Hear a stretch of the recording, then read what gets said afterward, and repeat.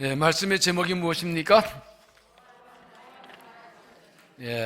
지금 이 교제가 일반 목장 모임 교제인데 예배를 모이기 때문에 가능한 앞뒤를 좀 자르면서 본문 중심으로 말씀을 나누겠습니다. 아름다운 동행이란 식문에 어느 박모 교수 얘기가 실렸었죠. 피난통에 아버지는 어디를 가버리고 그 장남이 나가들이 함께 나가는데 소중하게 생각했던 재봉틀 하나 팔아가지고 쌀 한 포대 사가지고 장남 아들에게 메고 가러 갑니다. 한참 메고 가는데 어떤 청년이 나와서 무겁지 하고 더는 내가 들어주게 하고 더는 뺏어갑니다. 따라가는데 너무 빨리 가는데 천천히 가 엄마하고 멀어져요. 빨리 따라와. 갈래길에 왔습니다. 여기서 엄마 좀 기다려야 돼요 했더니 빨리 가자고 훅 가버립니다. 쌀자루 따라가자 엄마 잃어버리고 그 엄마 기다리자니 쌀자루 잃어버리고 어떡합니까? 어린 나이에 주저앉아 울고 있는데 한전 엄마가 찾아와서 쌀자루 어디 있니? 자존히 말했더니 어머니가 정신이 한참을 있다가 이렇게 말했대죠. 뭐라고 그랬어요? 우리 아들이 똑똑해서 에미를 안 잃어버렸구나. 에미를 놓치지 않았구나. 그리고 끌어안고 울었다고 그러죠. 이 이야기가 참 중요한 의미가 있습니다. 우리가 세상 살다 보면 세상 따라가다가 하나님 놓치기 쉽습니다. 마태복음 4장에 나오는 그 예수님의 광야의 시험에서 보는 것처럼 마귀가 우리에게 자기 따라오면 뭐든지 주겠다고 합니다. 그럴 때 우리는 세상이 주는 걸 놓치더라도 예수님을 붙잡아야 돼요. 하나님을 잡아야 돼요. 그래서 지금 우리가 이번에 지금 오늘 외친 구호에 하나님은 우리의 구원이시다. 하나님은 우리의 생명이시다. 하나님은 우리의 능력이시다. 지난 주일 말씀과 오늘 말씀, 이 20편 20편 말씀과 오늘 로마서 8장 말씀, 이 두 가지의 말씀에 공통점이 있어요. 오해에 나오신 분만 알려드리는 건데 안 나오면 다 얘기하지 마세요. 하나님을 바라보자는 것입니다. 하나님께 주목하자는 것입니다. 이 삶이 힘들고 어려울수록 우리가 할 일은 하나님께 주목해야 돼요. 왜요? 하나님이 창조주시고 역사의 주관자이시고 인생의 주인이 그분한테 모든 게 달려있어요. 그런데 세상은 자꾸 하나님의 눈을 떼고 우리 시선을 다른 데 빼앗기게 만들죠. 아까 우리 찬양했는데 여호와께로 돌아가자. 이게 성경의 핵심 중 핵심입니다. 그래서 오늘 말씀이 중요한 것이 다윗이 하나님과 자기의 관계를 목자와 양의 관계로 설명합니다. 여호와는 나의 목자시니. 다윗도 목자였지요. 시골 목동이었다가 하나님 선택받아서 이스라엘 왕이 된 그가 돌아보니 하나님이 나의 목자이시기 때문에 부족함이 없었다는 거예요.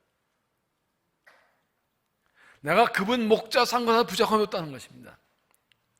그래서 하나님 나의 목자 삼고 살아가는 게 이게 행복한 길이다 하는 것을 고백하고 있는 것입니다. 그래서 우리의 목자이신 하나님은 우리를 기르시는데 하나님 우리를 어떻게 돌보시는가, 그리고 우리는 어떻게 믿을까 하는 것을 말씀합니다. 하나님 우리를 어떻게 돌보시는가? 첫째는 무엇입니까? 우리의 길을 인도하신다. 2절에 그가 나를 푸른 풀밭에 누이시며 쉴만한 물가로 인도하신다. 목자는 양을 인도하는 겁니다. 3절에서는요, 3절에서는 내 영혼을 소장시키시고 자기를 위하여 의 길로 인도하시다. 목자가 인도하는 두 가지예요. 푸른 풀밭과 쉴만한 물가로 인도하는 것입니다. 이 말이 뭘 말하냐면 모든 곳이 다 풀밭은 아니라는 것입니다. 목자는 어디 좋은 풀이 있는지 압니다. 어디나 물이 있는 거 아닙니다. 목자는 물이 있는 걸 압니다. 그래서 목자를 따라가야 풀을 먹고 물을 마신다는 거예요. 목자는 자기 양을 사랑해서 푸른 풀밭과 쉴만한 물가 있는 양이 먹고 마시게 해준다는 것입니다. 이처럼 우리가 하나님을 우리 목자로 삼고 살아가면 하나님께서 우리를 쉴만한 풀밭으로, 쉴만한 물가로 인도하시고 좋은 걸로 먹여주실 것입니다. 그래서 부족함이 없게 해주십니다. 오늘도 말씀드렸지만 우리 아들에게 아들을 진 하나님께서 우리 모든 것을 주십니다. 또 하나는 의의 길로, 이건 바른 길이라는 것입니다. 잘 보세요. 좋은 길이 아니라 바른 길이에요. 예수님 말씀하시죠? 좁은 길로가 좁은 거 하는 것은 생명의 길이라고 그러거든요. 그래서 목자를 따라가면 엉뚱한 길로 가지 않고 바른 길로 가게 되는 것입니다. 이 3절을 3번역 읽으면 나에게 다시 사임을 주시고 당신 이름을 위하여 바른 길로 나 인도하신다. 양은요, 눈이 어두워서요 멀리 못 봐요. 그래서 자기 바로 앞에 있는 그런 양 꽁무니만 보고 따라가요. 목자의 음성이나 목자가 부는 피리 소리 듣고 따라가는 거예요. 목자가 없으면 이 양은 어디가 길을 몰라 헤매다 잡혀 먹는 거예요. 그래서 하나님을 따라가면 우리를 가장 바른 길로 인도해 주시는 것입니다. 두 번째는 무엇입니까? 우리와 항상 함께 하신다. 4절에 내가 삼음정 홀자로 다닐지라도 해를 두지 않을 것은 주께서 나와 함께 하심이라 지혜치만 하니까 나를 아니하시나이다. 이게 이상하지 않아요? 목자가 양들을 푸른 풀밭과 신물과 인도한다고 바른 길 인도하는데 가는 길이 어떻다고요? 사망의 은심한 골짜기를 간대요. 왜 그럴까? 두 가지예요. 첫째는 목자가 양 길을 몰라서 그렇거나 아니면 양을 괴롭 골탕 먹이려 일부러 그런 길을 따라가는 거예요. 그럴까요? 목자도 압니다. 이 길 험한 줄 압니다. 그런데 그 길로 가야 푸른 풀밭으로 가야 험하지만 그 길이 바른 길이에요. 여러분, 성경은 우리에게 하나님 우리 항상 편한 길 인도에 낙서하지 않습니다. 바른 길을 인도하신다 그랬죠. 목자도 압니다. 죽음을 올자는 그렇지만 그리로 그 길로 가야 푸른 풀밭과 심한 물가로 가는 거예요. 필수 코스. 다른 길은 없어요. 문제는 험하다는 것이죠. 그런데 두려워하지 않는답니다. 이유가 무엇입니까? 주께서 나와 함께 하십니다. 중요한 것은 어떤 길로 가는가가 아니라 누구와 함께 가는 거예요. 편한 길로 가도 악한 상황 경험은 망할 길로 갈 거고, 힘든 길로 가도 중한 길로 가면 바른 길 갈 거고. 여러분, 착각하거나 유혹받지 마십시오. 편한 길로 가는 게 잘 되는 거 아닙니다. 예수 말씀대로 넓고 편한 길은 사망으로 멸망을 가는 길이라고 그랬어요. 믿음에 가다 보면 어려운 때도 있어요. 고난할 때도 있어요. 그러나 그 길을 가야 천국 가요. 근데 중요한 것은 주님이 그때도 함께 하십니다. 죽음의 음침한 골짜기도 주와 함께 하시면 내게 문제가 없어요. 그분이 지켜주는데 뭐. 제 방도 맞게 지켜주신다. 제가 이스라엘 갔을 때 보니까 예루살렘이 어리고 내려가는 데가 이 해발 700m가 차이가 나요. 골짜기가 엄청 깊더라고요. 근데 그 길을 목자가 양을 끌고 가는 겁니다. 그 골짜기 지나가 풀밭 간다고, 물가로 간다고요. 양은 믿습니다. 어떤 고난이 와도 목자가 나를 지켜준다. 또 하나 무엇입니까? 반드시 우리를 좋은 곳으로 인도한다. 과정 힘들어도 결과는 좋을 거다 믿는 겁니다. 오늘 읽은 로마서 8장 10절에 보면 우리가 상속자로서 영광을 받기 위해서는 고난도 함께 받아야 할 것인데 장차 받을 영광은 지금 고난과 비교할 것이도 안 된다. 지금 나는 고난과 비교해서 놀라운 영광이 하늘나라에 있다. 믿음의 길이 어려워요. 그러나 결과는 영광과 축복인 것이다.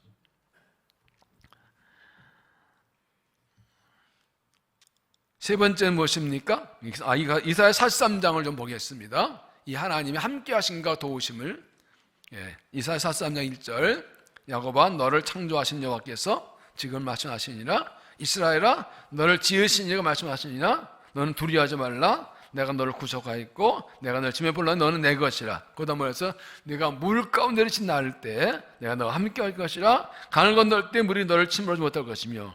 이 부분은 무슨 사건이 생각나죠? 두 가지 사건이 뭐예요? 홍해 사건과 요단강. 강을 건넜지만 물에 빠지지 않고 걸어 건넜습니다. 하나님이 함께 하셨기 때문에. 내가 물과 지나갈 때 내가 너와 함께 할 것이라. 내가 불 가운데 지날 때에 타지도 않을 것이 불켜도 살지 못하리니. 이건 어떤 사건이 생각나죠? 다니엘 3장에 나오는 사드락과 메삭과 아벳노고의 이야기. 신의 아들 같은 자가 거기 계신다. 3명 중에 왜 4명이냐? 머리털락 하나 그슬지 않고 나왔죠. 세크되는 사람 탐험가 얘기를 했죠. 남극을 탐험하다가 고난이 걸려서 얼음 이 빙하 위에다 대원들을 내려놓고 구절구하는데 분명히 2명 데려가는데 1명 더 있는 것 같다. 그 느낌이 말을 못했는데 다른 대원이 대장님 누군가 한 분 더 계신 것 같아요. 확신했다는 겁니다. 그분이 누구라고요? 신의 아들 예수 그리스도. 우리 함께 하십니다. 그래서 이사야 43장 3절에 대저 나는 여호와 네 하나님이여 거룩한 이여 네 구원자입니다. 믿음이 힘이 어렵다고 해서 믿음이 어린 사람은 이 부분이 넘어져요. 왜 예수님들 이렇게 힘들어? 왜 믿음 사람들이 이렇게 고난을 당해? 그 길이 천국 가는 길이요. 그 길이 승리하는 길이요. 이 하나님의 함께 하신 붙들고 주인들을 잘 따라가시길 바랍니다. 3번째 무엇입니까? 우리를 받아주시고 높여주신다. 5절 주께서 내 원수의 목전에서 내게 상을 파려주시고 주님께 내 기름을 내 머리에 부으셨으니 내지 넘치나이다. 여러분 교재 보면 이런 질문을 던졌어요. 원수 앞에서 상을 차지하는 게 무슨 어떤 상황입니까? 이것은 목자의 상황입니다. 목자가 양을 칠 때는 물과 풀이 필요합니다. 풀을 잘 먹이고 이제 우물고 오는데 목자들이 다 몰립니다. 그럼 서로 자기 양을 먼저 먹이려고 싸울 거 아니에요. 근데 내가 나갔는데 나보다 힘센 놈이 있어가지고 내가 싸우다 밀렸어. 그것까지는 좋은데 감정상에서 치고받고 하다가 내가 힘들어서 도망쳐야 돼. 도망쳐 어느 집으로 들어갔어. 그 당시에는 일단 어느 집에 들어가면 주인이 허락 안 하면 남의 집 못 들어옵니다. 그 주인이 숨겨지면 끝이에요. 주인이 받아줬어요. 숨 돌렸어요. 근데 보니까 잔상이 차려져 있어. 아직 7순도 안 된 잔상이 차려져 있어. 이게 그냥 산 장치상이에요. 호텔 뷔페 불러왔는지 막 난리가 났어. 그때 또 올리브 기름을 탁 부어줘요. 그 당시는 귀빈이 오면 올리브 기름 부어주는 게 최고 귀빈대우입니다. 그리고 포도주 잘 콜콜 주고 넘치게 주는 겁니다. 이 영어 성경은 미리 프리페어 준비하다는 말을 썼어요.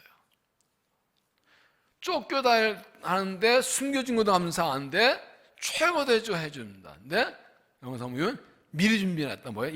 이 주인이 내가 올 것을 알고 준비해 놓으셨다.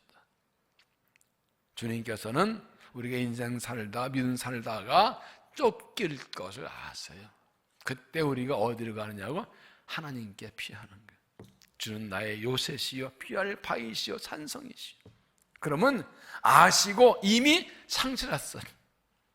제가 말씀드렸죠. 제가 부목사 때 어느 권사님 심한 갔더니 그리고 목사 도착하니 그때 장 보러 가더라고. 그때 그러니까 다른 권사님들이 저 권사님은 항상 그러더라고요. 그럴 때 늦게 갈걸. 그런데 하나님께서는 미리 다 차려놓으셔 올 줄 알고 다 준비되어 있어. 할렐루야.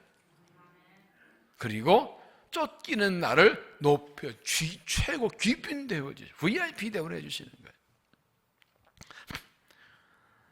여러분은 그래서 공동번역은 원수를 보라는 듯 상을 사주셨어요. 이 말이죠. 보라는 듯 봐라 이놈아.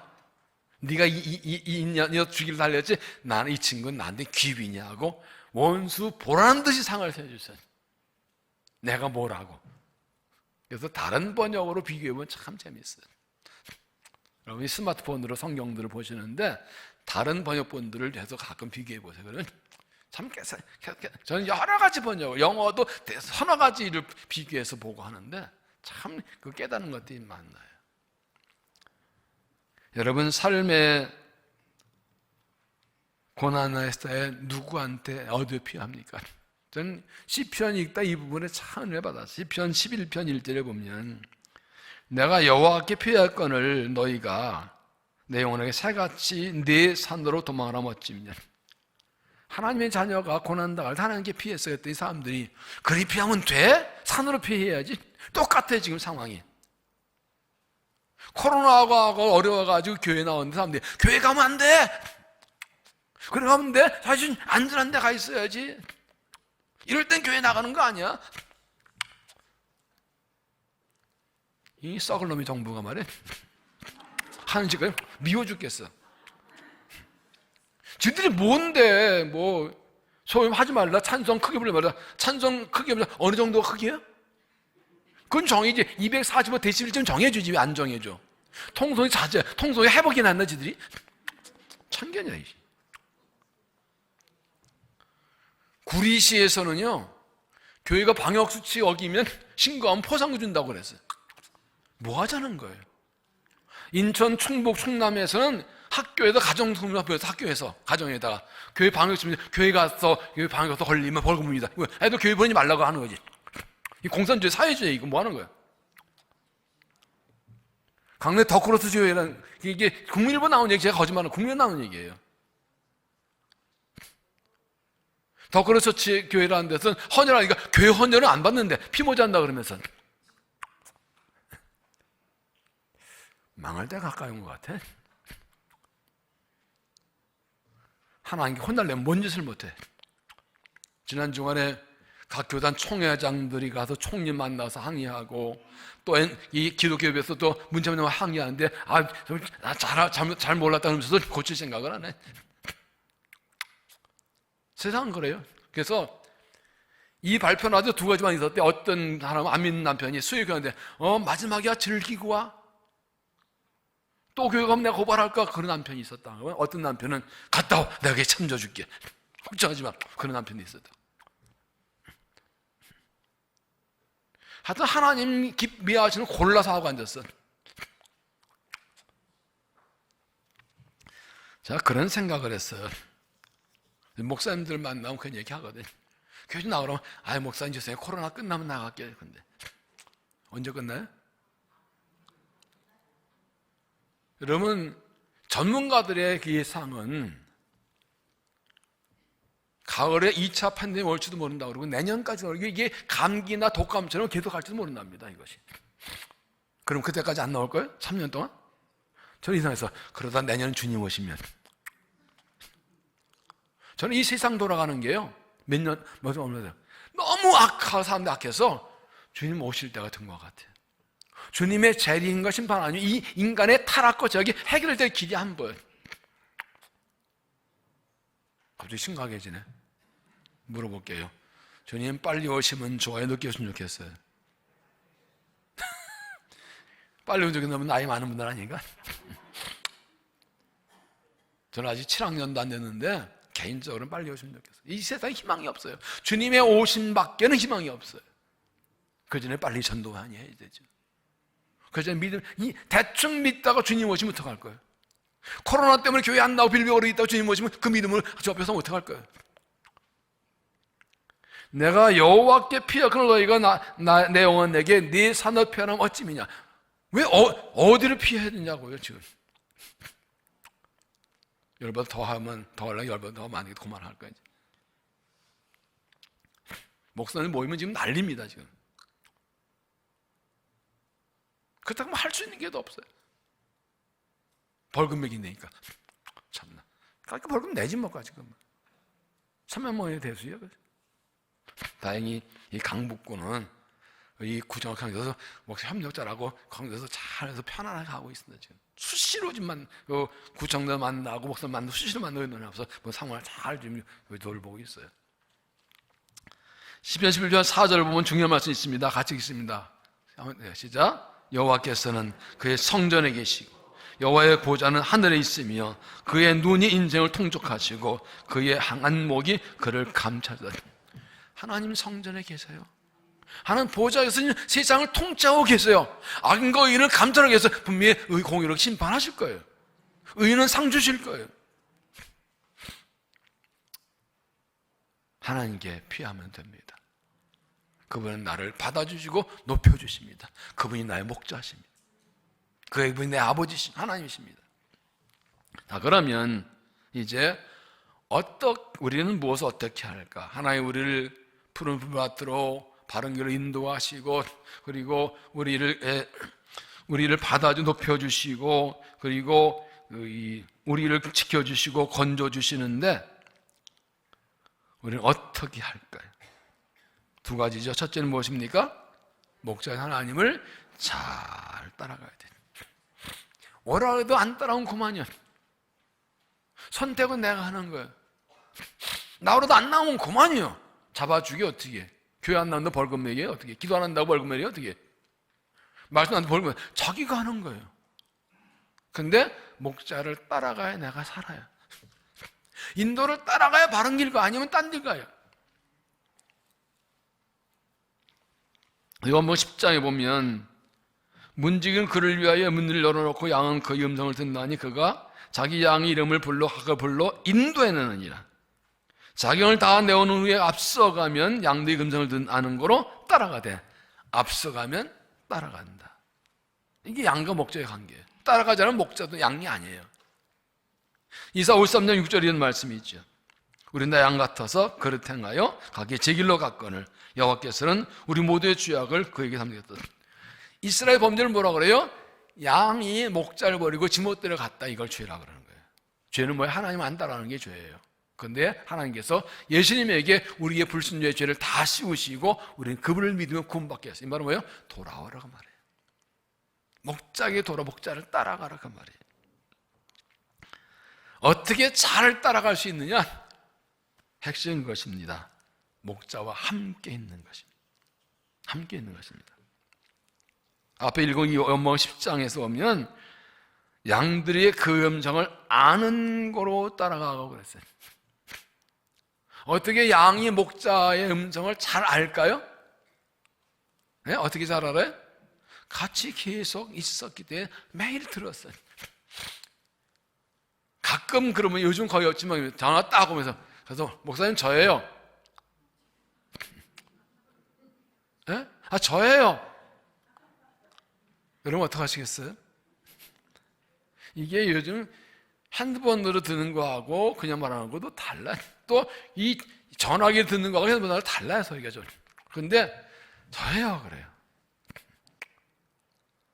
죄송하지만 제가 썩 잘하는 대부분 많이 알아듣지만 어떤 때는 또 교인이 어떤 분 몇 년 만에 전화 오는데 저예요 그런 사람이 있어요. 그러면 누구야? 막 돌아가면 또 누구세요? 그런 시험 들까? 그다 나중에 알아 이제. 그렇기 때 근데 내가 가끔 있어요. 이렇게 대화 계속 하다 보면 이게 왜 그래요? 자주 안 있으면 목사에게 익숙하지 않아요. 그런데 양은 목자하고 매일 있어요. 하루 종일 같이 있어요. 목자 음성을 하루 듣니까 부르면 알아요. 이 상황은 뭐냐 하면 이 목자들이 자기 양을 다 한 우리에 넣어놔요. 목사 20-30마리 있었는데 동네 공동 우리예요. 그러다가 이제 아침 되면 목자들이 자기 양을 다 부르는데 양들이 가맣게 자기 양의 목자 음성 알아보고 다 따라간다는 거예요. 남의 목자 음성 몰라. 기가 막혀. 그런 거 있잖아요. 학교 앞에 요즘 애들 끝나면 학교 데리러 가잖아요. 근데 그 수백 명의 애들이 엄마 그러는데 다 자기 새끼 이름은 말고 딱 그쪽 쳐다봐. 왜요? 내 새끼잖아. 똑같이 여러 사람이 아무개야 불러도 아이는 자기 엄마 목소리 딱 알아들어요. 이게 관계라는 거예요. 늘 주님과 함께 있어서 점점 알아듣고 잘 따라가는 좋은 양들이 되시기를 바랍니다.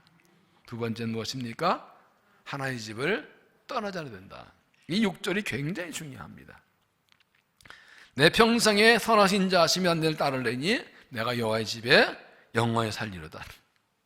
세 번역은 진실로 주님의 선하심과 인자하심이 내가 사는 동안 나를 따르니 나는 주님의 집으로 돌아가 영원히 거기서 살겠습니다. 세 번역엔 돌아가가 추가되어 있어요. 하나님의 사랑과 자비는 내 평생 끊어지지 않습니다. 근데 그렇게 내 평생 끊어지지 않는 눈을 누리고 살려면 조건이 뭐예요? 내가 여호와의 집에 계속 살고 있어야 돼요. 그리고 15장에 탕자가 아버지 재산 가지고 나가서 다 허랑망타 말아먹고 돌아올 때 뭐라 그래요? 내 아버지 집에는 양식이 풍족하여 종들도 배를 먹는데 아들인 나는 여기서 굶어 죽는다. 왜 굶어 죽어요? 아들이? 뭐가 차이예요? 아버지의 집에 있고 없고 차이예요. 아버지 집에 있으면 종들도 배 터지게 먹는데 아들이라도 아버지 집을 떠나니까 굶어 죽는 거예요. 하는 은혜와 자비가 그를 누리는 조건은 뭐예요? 그 아버지 집에 있는 거예요. 있어야 상처를 하는데 와야 먹지. 잔치산 벌어놨는데 안 들어오잖아. 안 오잖아. 그러면 내 거 아니지. 그래요. 그거는 먹을 복이 있네 그런 얘기 하잖아요. 자식을 보면 그렇지요. 어떤 놈은 맨날 집에 있다가 뭐라면 아버지가 통닭 싸가면 그땐 집에 없어. 친구 놀러 갔는데 가서 밖에 나가서 라면 먹고 들어와. 어떤 놈은 맨날 돈에다가 오늘따라 아빠가 통닭 싸면 그땐 집에 들어와 있어. 그러세요. 기가 막혀. 그 뭐라 그래요? 먹을 복이 있다 그래요. 복은요 그 자리에 있는 사람이 받는 거예요. 그래서 다윗은 알았어요.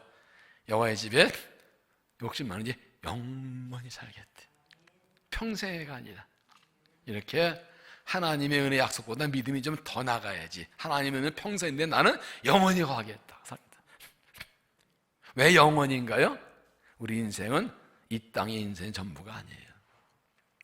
육신은 죽어도 영혼은 영원히 하나님 나라 들어가 살아요. 사실 평생이라는 말을 했지만 사실은 하나님의 은혜는 영원히 속돼요.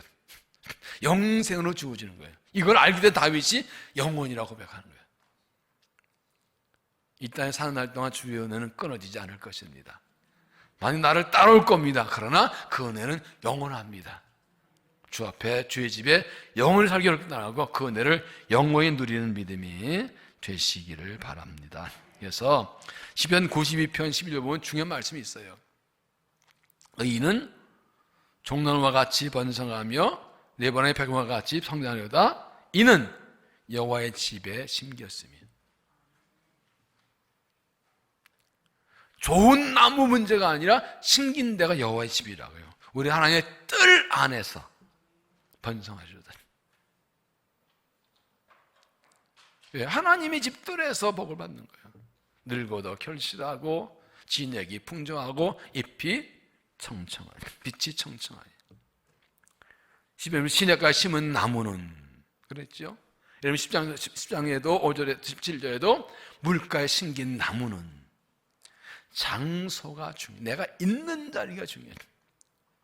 복 있는 사람은 악인의 꾀를 따르지 아니하고 죄인의 길에 서지 아니하고 오만한 자를 자리에 앉지 아니하고 여호와의 법을 즐거워하여 그 법을 주야로 묵상한도다. 그런 시냇가에 심은 나무가,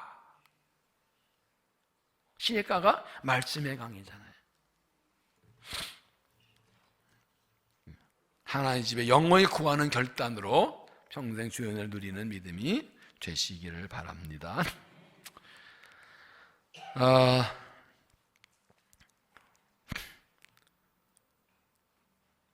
하나님께서 이 말씀을 하나님 주신 말씀으로 풀어서 한번 드렸었는데 한번 교재에 있으니까 한번 제가 한번 읽을 테니까 한번 이렇게 눈을 감고 들어도 괜찮습니다. 그래서 한번 하나님 음성 한번 들어서 한번 화면도 있고 하니까 보셔도 되고 들으셔도 되고 여기다가 자기 이름을 넣어서 아무개야 좋습니다. 아무개야 사는 게 힘들지, 인생길이 거칠고 복잡하지, 믿는 것도 쉽지 않고 믿음에 가는 것도 쉽지 않지, 괜찮아. 내가 너의 목자야. 너는 내가 기르는 나의 양이야. 내가 너를 푸른 풀밭과 심한 물가로 인도할 테니 너에게 새 힘을 주고 바른 길로 인도할 테니 나만 믿고 따라와. 내가 좁고 위험한 길로 죽음의 골짜 같은 길을 가더라도 내가 너와 함께 할 것이고 너를 지켜주고 붙들어줄 테니 나만 믿고 따라와. 내 원수가 너를 유혹하고 내가 도망쳐야 할 때 내게로 오면 내가 너를 받아주고 숨겨줄 거야. 너에게 잔상을 차려주고 너를 최고의 기준으로 대우해주고 모든 것을 풍족하게 베풀 테니 나에게로 오너라. 나의 사랑과 은혜가 너에게 평생에 너를 따라다닐 것이니 너도 나를 떠나지 말고 나의 집에서 영원히 살아라. 여러분, 이 말씀을 여러분의 사랑하는 남편이나 아내나 자녀들에게도 한번 들려줘 보세요. 힘들어하고 방황하는 미디 여러분 목원들에게 한번 들려줘 보세요. 이거 다 찍어가지고 한번 카톡으로 보내줘 보세요. 여러분 교재에 다 실어드렸으니까 한번들 읽어보시고 정말 이 말씀을 들고 흥념에 살아가시기를 바랍니다.